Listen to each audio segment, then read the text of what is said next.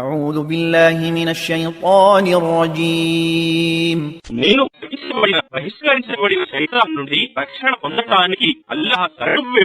قال يا إبليس ما منعك أن تسجد لما خلقت بيدي أستكبرت أم كنت من العالين అల్లాహ్ ఇలా అన్నాడు, ఓ ఇబ్లీస్, నేను నా రెండు చేతులతో సృష్టించిన వానికి సాష్టాంగం సజదా చేయకుండా నిన్ను ఆపింది ఏమిటి?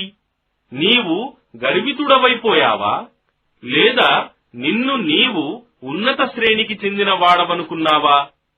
قال أنا خير منه خلقتني من نار وخلقته من طين ఇబ్లీస్ అన్నాడు, నేను అతని కంటే శ్రేష్ఠుడను. నీవు నన్ను అగ్నితో సృష్టించావు మరియు అతనిని మట్టితో సృష్టించావు. قال فاخرج منها فإنك رجيم అల్లాహ్ అన్నాడు, ఇక ఇక్కడి నుండి వెళ్ళిపో, నిశ్చయంగా నీవు భ్రష్టుడవు.